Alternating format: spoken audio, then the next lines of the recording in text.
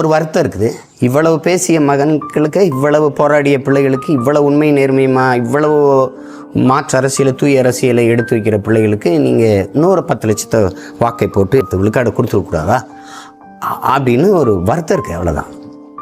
நான் வந்து உள்ளே போகணுன்னா அதில் எனக்கு உளவே உளமாற எனக்கு அதில் ஒன்றும் விருப்பம் இல்லை. அதில் ஒரு ஆள் போய் நம்ம ஒன்றும் செய்ய போகிறதில்ல. நாட்டை வெல்லாமல் 2-3 சீட்டை வந்து நம்ம ஒன்றும் செய்ய போகிறதில்ல. ஆனாலும் போயிருக்கலாம். மக்களின் குரலாக, ஒட்டுமொத்த தமிழ் சமூகத்தின் குரலாக நாம் உள்ள பேசியிருந்திருக்கலாம். அது வாய்ப்பு வரல. அது நம்முடைய தோல்வி இல்லை, அது மக்களின் தோல்வி தான். அதுக்கு ஒன்றும் நீங்கள் கவலைப்பட வேண்டியதில்லை. ஆனால் என் பிள்ளைகளுடைய உழைப்பு அசாத்தியமானது. நான் எதிர்பார்த்தேன் நான் வென்றுவேன், 5-6 பேர் நம்ம உள்ளே போயிடலாம் அப்படின்னு நான் நினச்சேன். தம்பி இசை மதிவாணன் எல்லாருக்கும் வெற்றி வாய்ப்பை நான் கணித்தேன். அது நடக்கலை. அதனால ஒன்றும் இல்லை. நம்ம போய் இன்றைக்கி இல்லைன்னா நாளைக்கு போகிறோம், அவ்வளோதான். ஆனாலும் உங்கள் உழைப்பு அசாத்தியமானது. என் பிள்ளைகள், என் உடன் பிறந்தார்கள், என் உறவுகள் பெரும்பாடு பற்றீர்கள்ங்கிறதுல நான் ரொம்ப மகிழ்வோடு அதை பகிர்ந்துக்கிறேன். இன்னும் கவலைப்படாதீங்க. இன்னும் 10 ஆண்டுகள் கூட நம்ம போராடுவோம். ஆனால் உறுதியாக வெல்லுவோம். அதில் எந்த மாற்றம் உங்களுக்கு வேண்டியதில்லை. எந்த காலத்திலையும் தமிழ் மீதும், என் தாயின் மீதும், என் தலைவன் பிரபாகரன் மீதும் ஆணையிட்டு சொல்லிட்டு தடம் பெறல மாட்டோம். தன்னலத்திற்காக சமரசங்களை செய்ய மாட்டோம். எவருக்காகவும் எதுக்காகவும் பதவிக்காக, அற்ப பணத்திற்காக போயிட்டு சமரசம் செஞ்சுட்டு செய்ய மாட்டோம். அதில் வந்து எந்த சமரசமும் எங்களுக்கு இல்லை. நமக்கு இல்லை. நம்ம அதை செய்ய போகிறது இல்லை. நமக்கு அப்படி ஒரு வெற்றி தேவையும் இல்லை. நம்ம முழுக்க மக்களை நம்புகிறோம். 100 விழுக்காடு நம்புகிறோம். மக்கள் நம்மளை நம்புகிற வரை ஐயா குணங்குடி கனிபா அவர்கள் வந்து அவர் விடுதலைக்காக நான் போராடினேன். அவர் விடுதலை பெற்று வந்த பிறகு என்னை வீட்டில் வந்து சந்தித்து ஒரு வார்த்தை சொன்னாங்க. மக்களை நம்பி நில்லுங்க, மக்கள் நம்பும்படி நில்லுங்க. இந்த வார்த்தை எனக்கு சொன்னாங்க. இன்னும் என் காதுகளில் கேட்கு. மக்களை நம்பி நில்லுங்க, மக்கள் நம்பும்படி நில்லுங்க.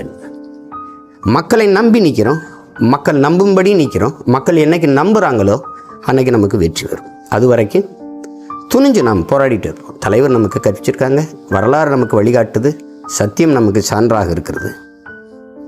தொடர்ச்சியாக நாம் போராடுவோம்.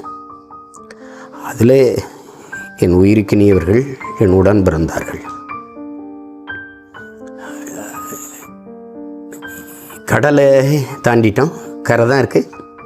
புரட்சியாளர் அண்ணல் அம்பேத்கர் சொல்றார் பாருங்க, நீ எந்த நோக்கத்தை கொண்டிருக்கிறியோ அதில் அசைக்க முடியாத நம்பிக்கை கொண்டு இருடாங்கிற. நீ யாருக்கோ ஒருத்தருக்கு உழைக்கிறேங்கிற நம்பிக்கை முதல்ல அந்த எண்ணத்தை கைவிடுது. நீ பிறந்த பெருமை மிக்க இனத்திற்காக போராடுகிறாய், பாடுபடுகிறாய்ங்கிற அந்த எண்ணத்தை கொண்டுருங்கிறாங்க. அதில் நம்ம உறுதியாக நிற்கிறோம். இப்போ அதில் என் அன்பிற்குரியவர்கள், என் அருமை உடன் பிறந்தார்கள்,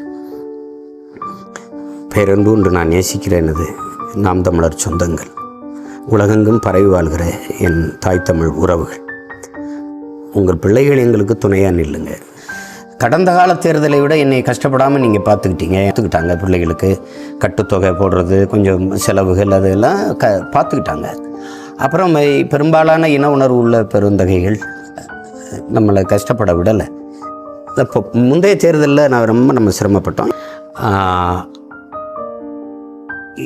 இது வந்து நம்ம உள்ளாட்சி தேர்தல் இருக்குது, அதில் நம்ம உறுதியாக போட்டிடுவோம். அதுக்கு அநியாயமாகவும் அதுக்கு தயாராகிடுவோம். 5 ஆண்டு காலம் இருக்குது. இந்த 5 ஆண்டு காலமும் நம்ம விளையாட்டு தான். நாம் 3வது பெரிய கட்சின்னு நம்ம சொல்லிக்கல, தேர்தல் ஆணையம் தான் சொல்லுது நம்ம 3வது பெரிய கட்சி ஆகிட்டோன்ட்டு. சில பேர் அவங்க எப்படி பெரிய கட்சி இதுதான், அப்படி இல்லை. உண்மையிலே நம்ம பெரிய கட்சியாக வளர்ந்துக்கிட்டு இருக்கோம். கோட்பாட்டு அளவில், கொள்கை அளவில் சமரசம் இல்லாமல் உறுதியாக நிற்கிறவன் எவனோ அவனே பெரியவன். நாம் உண்மையிலே ஆக பெரியவர்கள். அந்த நம்பிக்கையோடு என் பிள்ளைகள் இருங்க, களத்தில் இருங்க. நீங்கள் நடந்து போகும்போது விழுகிற நிழலாக உங்கள் அண்ணன் பின்னாடி வருவேன் அப்படிங்கிறத நீங்கள் புரிஞ்சுக்கொள்ளணும்.